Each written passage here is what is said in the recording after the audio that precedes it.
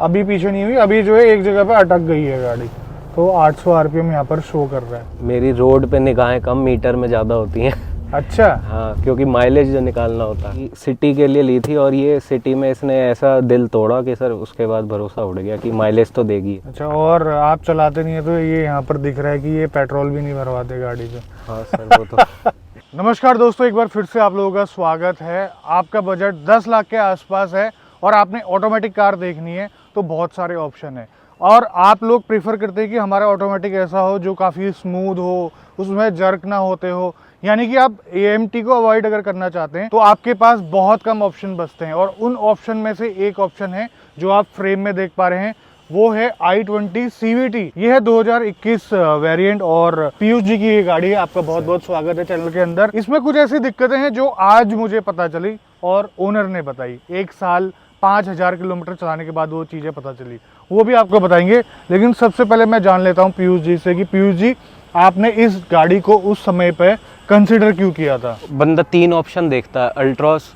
हाँ। बलेनो और ये i20। मैं उस जनरेशन पे जाना चाह रहा था कि मेरे को आगे पछतावा ना हो कि अब नई जनरेशन आ गई। अच्छा। तो अब ये लेटेस्ट जनरेशन थी। टाटा पे मैं इस करके नहीं गया क्योंकि उस समय पे उस टाइम पे DCT नहीं आता था, ओके। जो कि आज के टाइम में उन्होंने लॉन्च किया। बलेनो में उस समय जनरेशन नहीं आई थी, लेकिन उसमें उस समय CVTR था, लेकिन आज के टाइम में कंपनी ने AMT दे दिया है उसमें। उस समय हमें ये बेस्ट ऑप्शन लगा बजट के हिसाब से अपने। आपको एक स्मूथ गाड़ी चाहिए थी और लॉन्ग टर्म के लिए गाड़ी हाँ जी, चाहिए हाँ थी। अब मुझे एक बात बताइए कि इसमें अच्छा क्या लगा आपको? सर इसमें एक तो Hyundai का भरोसा है सबसे पहले, क्योंकि ठीक है। सर ये हमारी Hyundai की तीसरी गाड़ी है। सबसे पहले हमारे पास 2001 में हमने सेंट्रो ली थी। अच्छा। सेंट्रो एक्सिंग जो आती थी हम्म। वो हमने ली थी। फिर उसके बाद हमने 2012 में i10 ली थी। अच्छा। वो भी 1.2 इंजन था, मैनुअल में थी वो। हम्म। तो अब कहीं ना कहीं भरोसा बन गया कि Hyundai और मारुति इंजन आपको रिलायबिलिटी देंगे, ये कहीं बंद नहीं पड़ेंगे। बंद तो नहीं पड़ेगी, लेकिन वो कुछ इसमें ऐसा सिस्टम दिया कि वो बंद ही हो जाती है। अच्छा। तो वो इसमें एक थोड़ा क्लैश कर गया मामला, जो जिसको हम अवॉइड कर रहे थे। वो वैसे तो बंद नहीं पड़ती, लेकिन कहीं ना कहीं वो बंद हो जाएगी आप। चलो, आप मुझे इसको थोड़ा सा क्लियर कीजिए और साथ के साथ हमारे दर्शकों को भी क्लियर कीजिए कि एक्चुअल में इसमें दिक्कत क्या है जिसकी वजह से आपको परेशान होना पड़ रहा है इतना। जो है सर इसमें दिक्कत, वो सारा 1.2 और इसका CVT का इशू है। हाँ। आप अगर इसको नॉर्मल चढ़ा रहे हैं, अगर आपने D मोड पे इसको रखा है, स्लोप पे आप चढ़ा रहे हैं हाँ। तो चढ़ जाएगी। लेकिन जैसे ही आपने AC ऑन किया, हाँ। आपका हल्का फुट है, हाँ। हल्का भी फुट हुआ, वो Accelerator गाड़ी pedal वहीं पे। बंद हो जाए। हाँ जी, गाड़ी बंद हो जाएगी। बिल्कुल बंद हो जाएगी। तो कहने का मतलब है जो कि ऑटोमेटिक होते हैं, कोई भी हो, चाहे AMT क्यों ना हो, आप स्टीप में हैं और आप उसमें एक्सीलेटर ना दें तो वो गाड़ी बंद नहीं पड़ेगी, भले ही रोल बैक हो जाएगी। कहने का मतलब है क्रीप मोड होता है, अगर ज़्यादा चढ़ाई आती है तो क्रीप मोड जो है वो डिसेबल हो जाता है। ऐसा नहीं होता है कि आपकी गाड़ी बंद हो जाएगी। लेकिन इस गाड़ी में वो दिक्कत है। क्या ये सभी CVT में है i20 की, या फिर सिर्फ आपकी गाड़ी में आ रही है दिक्कत? सर मैंने टू बी ऑनेस्ट मैंने ट्राई तो CVT तो नहीं किया है, लेकिन मैंने टर्बो इसका ज़रूर ट्राई किया है। वो बिल्कुल फाइन वर्क करती है और उसकी परफॉर्मेंस भी वो बताती है कि ये अच्छा है। हाँ हाँ। लेकिन वो टर्बो तो में तो दिक्कत नहीं है, लेकिन ये CVT, और क्योंकि CVT रबड़ बैंड होती है बेसिकली, तो वो कहीं ना कहीं वो अपना कंफ्यूज हो जाता है, गियर बॉक्स या कुछ हो रहा है तो वो दिक्कत बट इसलिए जहाँ create तक कर रहा है। मेरा ख्याल है, जो ऑटोमेटिक गाड़ी को बंद नहीं होना चाहिए किसी भी सिचुएशन पे। सर कंपनी खुद कहती है हमारी गाड़ी बंद हो जाएगी। CVT गाड़ियाँ बहुत चलाई है, लेकिन ये इसमें पहली बार सुना है कि ऐसा होता है कि चढ़ाई पे गाड़ी बंद हो जाती है अगर आप एक्सीलेटर पेडल को ना दबाएं तो। सर इनका कंपनी का बयान, एक तो मेरे को YouTube के मैं चैनल करता हूँ वीडियो, तो मेरे को उसका एक एडवांटेज मिल गया कि उनके मेरे पास सारी रिकॉर्डिंग है, वॉइस रिकॉर्डिंग। अच्छा। डीलरशिप पे उनके जो एक एग्जीक्यूटिव आपको मिलते हैं साथ में आपको टेस्ट ड्राइव करने के लिए, वो कहते हैं कि ये गाड़ी बंद हो जाएगी। क्यों? क्योंकि इसका इंजन छोटा है। इंजन छोटा हो या बड़ा हो उससे कोई फर्क नहीं पड़ता। 1000 सीसी के इंजन में जो AMT आते हैं वो बंद नहीं होते बिल्कुल हैं। सर, तो बिल्कुल। इसका क्या मतलब होता है? कंपनी ने या तो बनाई बंद होने के लिए कि भाई बंद हो जाए तो आपके। अच्छा, कहने का मतलब है आप इस गाड़ी से सेटिस्फाई नहीं है? सेटिस्फाई सर मैं कुछ हद तक हूँ, लेकिन आप जैसे समझ रहे हैं जो CVT बंदा लेता है हाँ। वो सिटी के लिए लेता है। लेकिन वो सिटी में अगर ट्रैफिक है, आपका बंदा चलता है 25, 30, 35 ज़्यादा से ज़्यादा, तो वो उसी में ही माइलेज नहीं देगी, क्योंकि वो 30 तक 32 तक अपनी वो पीक परफॉर्मेंस निकालती है। कहने का मतलब है RPM डाउन नहीं होते। ये 2200 पे चेंज करती है ये अपना गियर। वो तो ऑलमोस्ट सारे ऑटोमेटिक करते हैं। सर टर्बो मैंने चलाई वो 1.8 पे अपना चेंज कर दे रहा था, उसमें फिर कोई भी- भी इसमें जो आप चलाएंगे अगर इसको, वो स्टार्टिंग में ऐसी गूं आवाज़ आती है जैसे डीजल इंजन चल रहा हो। अच्छा, तो एक सीवीटी की आपको ये दिक्कत लगी कि ये रोल बैक कर जाती है, मतलब बंद हो जाती है। दूसरी चीज़ एवरेज नहीं दे रही है आपको। और संतुष्ट किस चीज़ से हैं आप, ये बताइए। सर बस इसकी बिल्ड क्वालिटी से और इसके इंजन से, कि अगर लॉन्ग टर्म में चलाना चाहूँ तो वो चल जाएगा, लेकिन मैं अब जितना इसे चला चुका हूँ मुझे इसके सीवीटी पे डाउट होने लगा है कि ये मेरा लंबे समय तक साथ देगा। इसकी 3 साल की वारंटी आती है, इस वजह से आज तक मैंने इसमें आफ्टर मार्केट कुछ छिड़वाया भी नहीं है। क्योंकि मुझे डर लगता है कि इसकी वारंटी वॉइड हो गई कल को तो 1.5-2 लाख मुझे इसके सीवीटी के देने पड़ेंगे। एक बात बताइए, आप अगर Hyundai i20 सीवीटी ओन कर रहे हैं तो आपके साथ भी ये प्रॉब्लम्स आती है कि आप मुझे कमेंट में ज़रूर बताना। और दूसरी चीज़, आपको कितना एवरेज मिल रहा है ये भी बताना, क्योंकि इससे पहले जो कस्टमर मुझे मिले हैं, आज से 1 साल पहले की बात है, उनने शायद ये चीज़ नोटिस ना कर पाई हो, या फिर उनकी गाड़ी में ऐसी कोई दिक्कत ना हो। और एवरेज का जो सीन है वो तो चलाने पर भी डिपेंड करता है, और आपकी सिटी में कितना ट्रैफिक है और कैसी सिचुएशन में आप चलाते हो उस पर होता है। तो अभी हम इस गाड़ी को चलाते चलाते बात करते हैं और आपको और भी कई चीज़ें बताने की कोशिश करेंगे। इसका कंफर्ट कैसा है, ताकि आप डिसाइड कर पाएँ कि 10 लाख के अंदर अंदर आपको ऑटोमेटिक चाहिए तो आपने इस पर जाना चाहिए या फिर नहीं जाना चाहिए। आइए सर, बैठिए। Hyundai की i20 की एक खास बात तो ये है कि काफ़ी रिफाइन इंजन है, गाड़ी स्टार्ट है, आपको पता नहीं चलेगा कि गाड़ी स्टार्ट है। और दूसरी चीज़ ये है कि 1 साल इस गाड़ी को हो चुका है और मुझे पीयूष जी बता रहे थे कि मैंने इसका इस्तेमाल करना छोड़ दिया है। सच में आपने छोड़ दिया है क्या? सर इसके किलोमीटर डिफाइन कर रहे हैं कि कितना चलती है, और इसकी सबसे बड़ी बात 1 साल में इसकी सीट की रैपिंग है, ये नहीं उतारी हमने। सिटी के लिए ली थी और ये सिटी में इसने ऐसा दिल तोड़ा कि सर उसके बाद भरोसा उड़ गया कि माइलेज तो देगी। माइलेज नहीं दे रही है कहने का मतलब है। और एक और चीज़ सिटी में नहीं दे रही, और जहाँ इसे देना चाहिए वहाँ नहीं दे रही, क्योंकि सीवीटी आपके सिटी के लिए होता है। हाईवे पे ये 20-21 दे रही है, और वो भी वो सिर्फ 80-90 की स्पीड पे। जैसे ही आपने 100 ली वो 17-18 माइलेज गिर जाता है। और इतना तो क्रेटा भी निकाल देती, तो फिर इसका पेट्रोल होने का और छोटी गाड़ी होने का क्या फ़ायदा। अच्छा, और आप चलाते नहीं है तो ये यहाँ पर दिख रहा है कि ये पेट्रोल भी नहीं भरवाते गाड़ी से। हाँ सर वो तो अगर ये गाड़ी प्लेन रोड में है तब तो इसका क्रीप मोड काफ़ी अच्छे तरीके से काम कर रहा है, लेकिन क्रीप मोड किसी भी गाड़ी का जब चढ़ाई होती है वहाँ पर अच्छे से काम नहीं करता है, तो वो डिसंगेज कर देती है गाड़ी, और इस केस में गाड़ी बंद हो जाती है। तो ये थोड़ा सा स्ट्रेंज लगा। और एसी के साथ चलाने में सिटी में कितना देती है? आप एसी से ही चलाते हैं क्या? एसी पे सर अगर चला रहा हूँ मैं नॉर्मल ड्राइविंग, तो ऐसे मेरे को कुछ खास डिफरेंस पता नहीं चलता। मैं सर बेसिकली एमआईडी में ही देखता हूँ कि कितना मिल रहा है। वैसे तो मैंने देखो कभी सीधे से बताऊँ, मैं नापा नहीं मैंने कभी माइलेज इसका। इनका एमआईडी पे एवरेज है यहाँ पर 6.3 किलोमीटर पर लीटर, जो कि काफ़ी कम है यार, बहुत सर, है ना।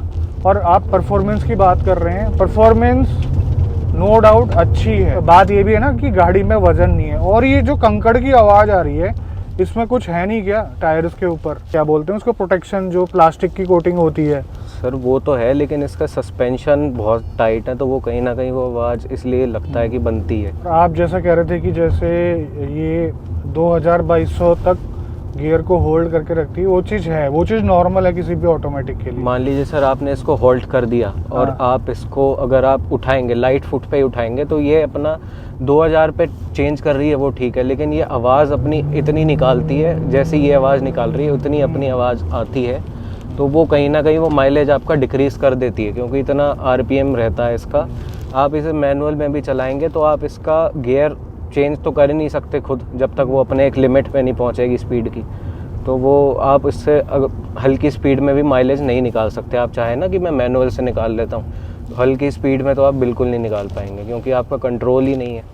अच्छा, मुझे एक बात बताओ, इस गाड़ी को लें या ना लें, क्या सर, कहोगे साफ शब्दों में? अगर आपकी सिटी में ट्रैफिक रहता है तो मैं तो रेकमेंड करूंगा तो आप इसको ना लें। और भी अच्छे ऑप्शन अवेलेबल हैं जो आपको एक माइलेज निकाल के लेंगे, क्योंकि सिटी के लिए बंदा वो लेता है जिसका ऑफिस डेली का पर्पस हो, उसके पास इसका मतलब प्राइमरी गाड़ी है कोई, तो इसका वो सेकेंडरी इसको लेगा तो वो उसको माइलेज निकाल के तो नहीं लेगी। आप इसके टर्बो पे ज़रूर जा सकते हो, वो आपको इसमें माइलेज भी देगी और बंद तो बिल्कुल नहीं पड़ेगी वो। देखो, एक चीज़ मैं नोटिस कर पा रहा हूँ कि अभी जो है एवरेज इसका बढ़ता जा रहा है।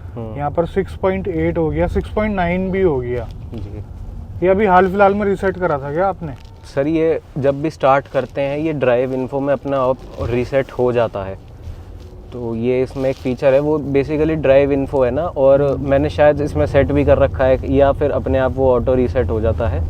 तो वो मैं जितना इसे चलाऊं ये अपना धीरे धीरे माइलेज दिखाती है। अब वो दे रही है नहीं दे रही वो तो आपको पता नहीं है, इंस्टेंटली चलेगा जब तक आप इसे ड्राइव नहीं करेंगे।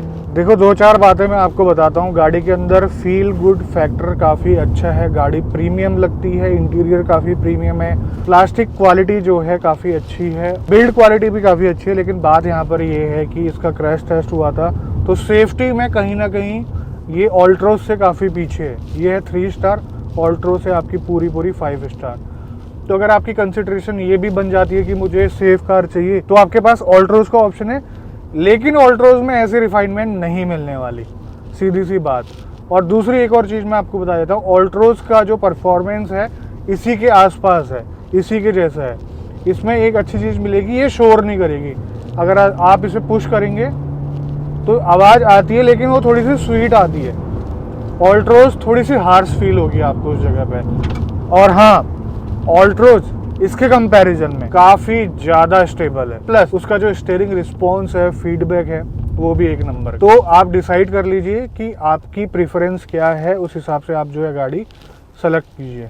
अच्छा, आफ्टर सेल एक्सपीरियंस कैसा रहा आपका हुंडई का? सर आफ्टर सेल की बात तो बाद में हो, लेकिन हाँ। प्रायर टू सेल वो भी एक्सपीरियंस हमारा अच्छा नहीं रहा। अच्छा सर हमने इसे बुक करवा दिया था तो उन्होंने हमें वो डेट टालते रहे कि हमें आप वो इस दिन दे देंगे, इस दिन दे देंगे। उनके पास स्टॉक में थी कार, लेकिन उन्हें कॉल हम करते रहे, वो रिप्लाई नहीं देते थे कभी कभी, और वो टालते रहते थे कि आपको इस दिन मिलेगा, इस दिन मिलेगा। जिस दिन उन्होंने हमें को बुलाया कि आज आप आ जाइए, डिलीवरी इसकी 16 अगस्त को हुई थी, उस दिन उन्होंने बुला लिया, लेकिन वहाँ पे कार नहीं थी।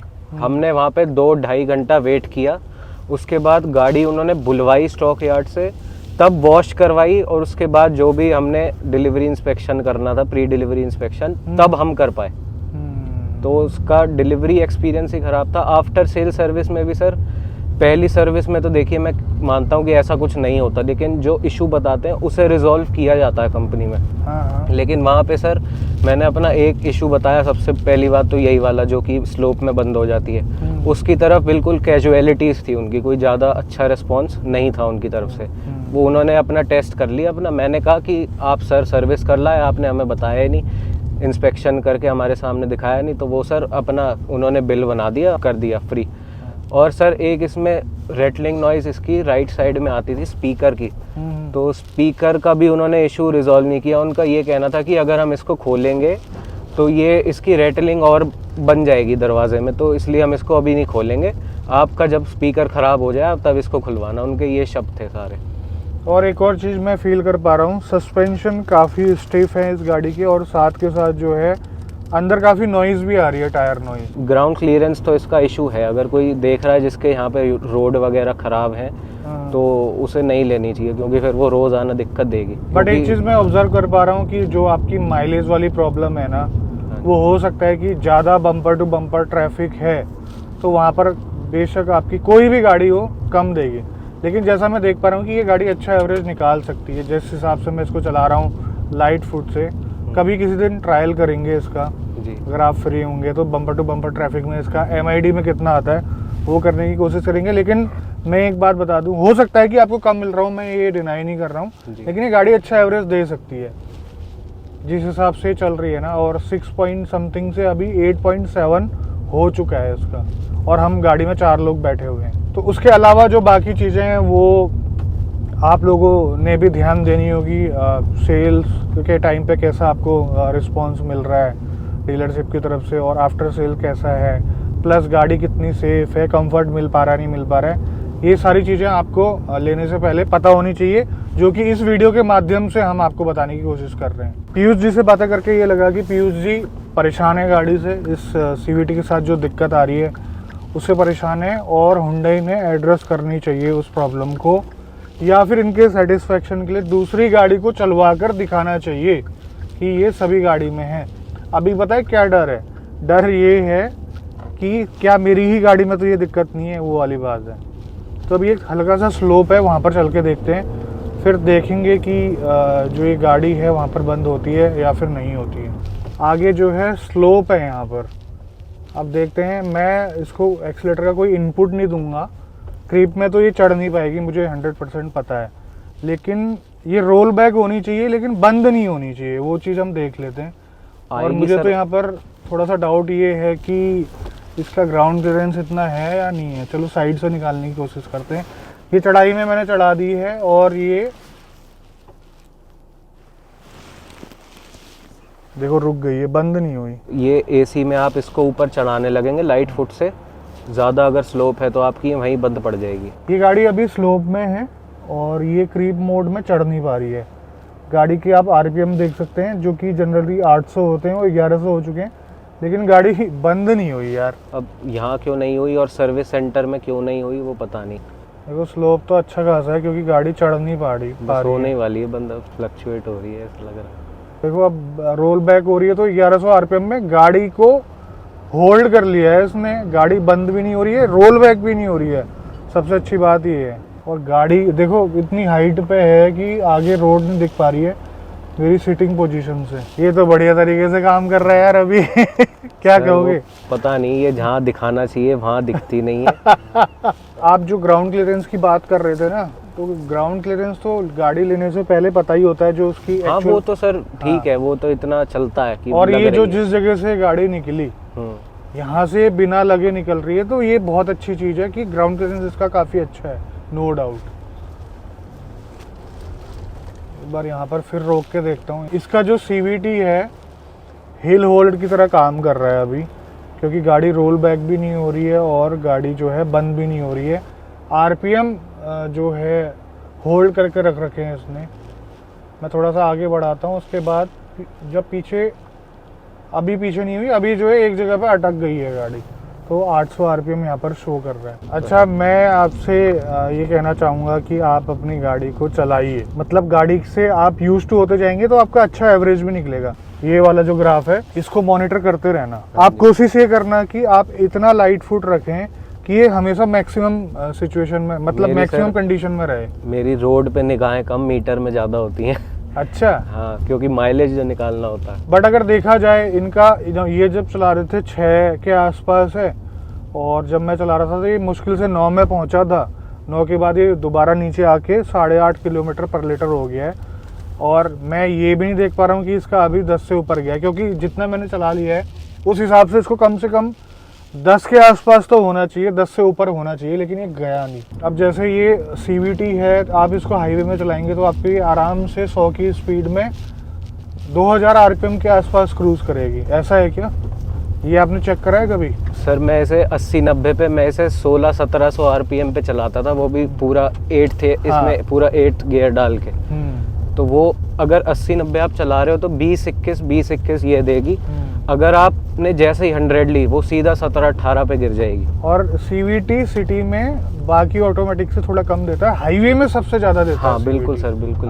ये सारी चीजें हकीकत है। तो सीवीटी बंदा लेता सिटी के लिए, लेकिन उसे सिटी में ही वो माइलेज नहीं देगी, डिसेंट माइलेज दे देगी, लेकिन बंदा जो लेता है उसको वो इतनी एक्सपेक्टेशन नहीं मिलेगी। तो दोस्तों ये है आज का वीडियो। बात ये है कि थोड़ा सा इनको और चलानी चाहिए, थोड़ा सा एक्सप्लोर और करना है गाड़ी को, और जो इनकी प्रॉब्लम है एक्चुअल में, तो उनको भी, हुंडई वालों को भी ठीक तरीके से एड्रेस करना चाहिए। और एवरेज का पंगा तो है।